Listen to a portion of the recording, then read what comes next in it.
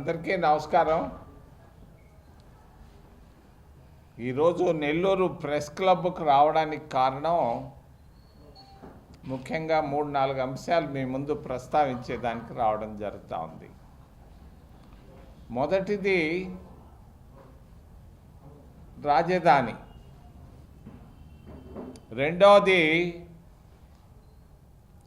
Supreme court judgement SC క్రైస్తవులు, మూడవది యుద్ధం, నాలుగవది నెల్లూరు జిల్లాలో సైదాపురంలో క్వాడ్జీ, గూడూరులో సిలికా.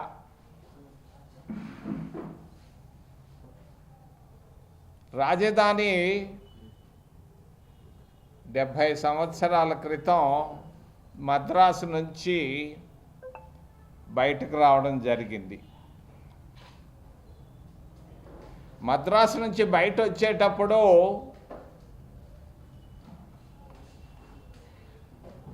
తరిమెల నాగిరెడ్డి గారు, ఎన్జి రంగా గారు తిరుపతిని రాజధాని నగరం చేయమని గట్టిగా పట్టుబట్టారు జవహర్లాల్ నెహ్రూ గారిని. ఆ రోజుల్లో ప్రకాశం పంతులు, నీలం సంజీవరెడ్డిలు ఇద్దరు తిరుపతి వద్దు, కర్నూలు ముద్దు అని చెప్పారు. నెహ్రూ గారు 2 గ్రూపుల మాటలు విన్న తర్వాత కర్నూలును రాజధాని నగరం చేయడం జరిగింది 1953లో. అప్పుడు చెప్పారు రాజధాని నగరం బదులు తిరుపతికి ఒక మంచి పెద్ద యూనివర్సిటీ ఇస్తా అన్నారు. అదే శ్రీ వెంకటేశ్వర యూనివర్సిటీ. కర్నూలు నుంచి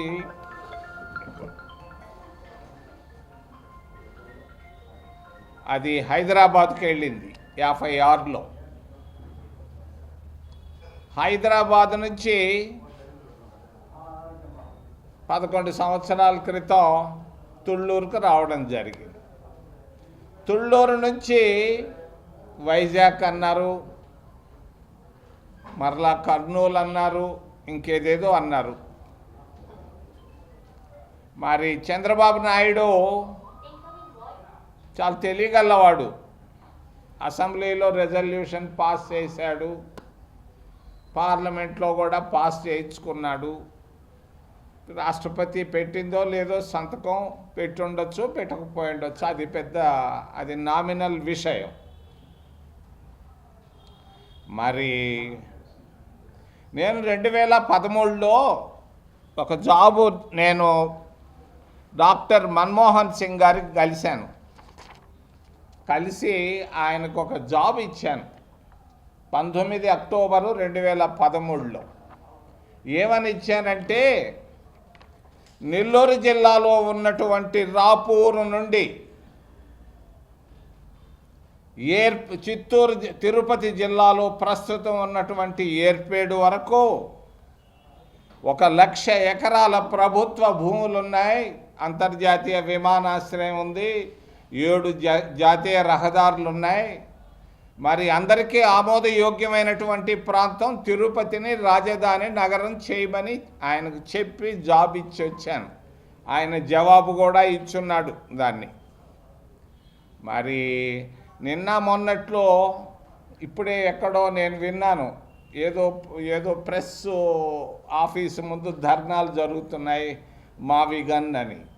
ఇప్పుడు జగన్మోహన్ రెడ్డి ఏం చెప్తున్నాడు, విజయవాడను చేయండి, మచిలీపట్నం చేయండి, మరి లేకపోతే గుంటూరుని చేయండి అని చెప్తున్నాడు.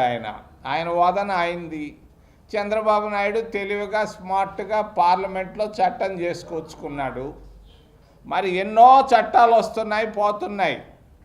దుగరాజపట్టణ ఓడ రేవును కూడా మేము చట్టంలో చేర్చాం,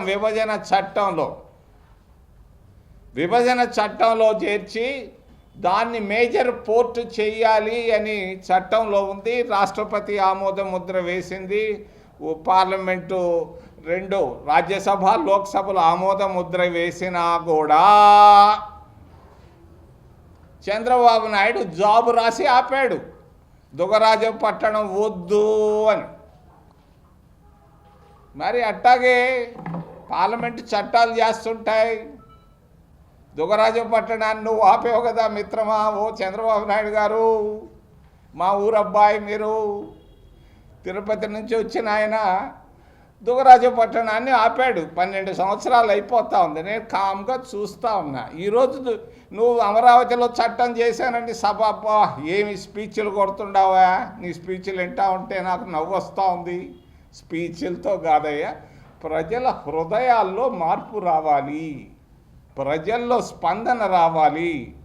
రాయలసీమలో ఎవ్వరు హ్యాపీగా లేరు ఆయన తీసుకునేటువంటి నిర్ణయాలు. ఉత్తరాంధ్రలో కూడా ఎవరు హ్యాపీగా లేరు, ఆయన ఒక్కడే హ్యాపీగా ఉన్నాడు. 1,00,000 ఎకరాల భూములు ఎందుకయ్యా? కామ్రేడ్ రాఘవులు చెప్పాడు 1000 ఎకరాలు చాలయా అని.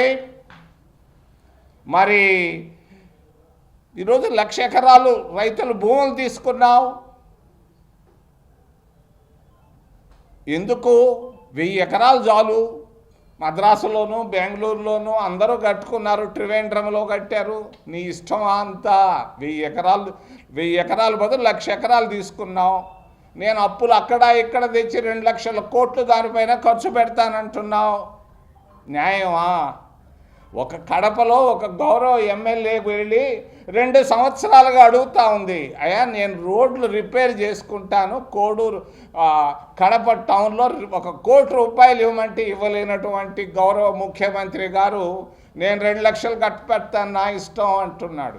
పెట్టయ్యా, నేనేం కాదన్నాం, మేమెంత నిమిత్త మాత్రం. కానీ ఒక్కటి మాత్రం చెప్పదలుచుకున్నాను, నాకు సెయింట్ల పైన నమ్మకం లేదు. అయినా కూడా పోతులూరు వీర బ్రహ్మేంద్ర స్వామి అని ఆయన 300 సంవత్సరాల నాటి చెప్పాడు. ఏమని? మరి ఆయన తాళపత్రాల్లో తిరుపతి రాజధాని నగరం అవుతుందని. చూద్దాం, నేనేం తొందరపడటం లేదు. అందుకే మన్మోహన్ సింగ్ గారికి జాబు రాశాను, ఆయన ప్రతిని కూడా మీకు వదిలిపెట్టాను. చంద్రబాబు నాయుడు చేతిలో ఈరోజు అసెంబ్లీ ఉంది. మరి ఆయన చెప్తున్నాడు 49 పార్టీలు నాకు సమర్థించినాయని. 50 పార్టీలు కూడా సమర్థిస్తాయి, ఏముంది అక్కడ? దుగరాజపట్టణ ఓడరేవును కూడా సమర్థించారు అన్ని పార్టీలు. పార్లమెంటు ఎందుకు ఆపావు? జాబ్ ఎందుకు రాసావయా ఓ గౌరవ ముఖ్యమంత్రి? రెండో విషయం వచ్చాడు నరేంద్ర మోడీ. మీ అందరికీ తెలీదు, నాకు బాగా తెలుసు. నేను నిరుపేద కుటుంబం అయితే ఆయన ఇంకా నిరుపేద కుటుంబంలో నుంచి వచ్చాడు మోడీ. ఈరోజు మోడీ అందరికీ కోటీశ్వరులకే సహాయం చేస్తున్నాడు. అదానీలకి, పెద్ద పెద్ద టాటాలకు, బిర్లాలకి, పేదవాళ్ళకి ఏమీ చేయలేదు నరేంద్ర మోడీ గత 10, 11, 12 సంవత్సరాల్లో.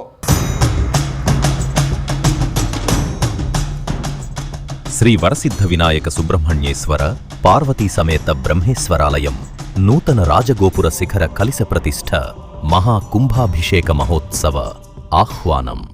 నారాయణ ఇంజనీరింగ్ కాలేజీ ప్రక్కన, హరినాథపురం, నెల్లూరు. ఏప్రిల్ 10వ తేదీ నుండి 12వ తేదీ వరకు మహావైభవంగా జరుగును.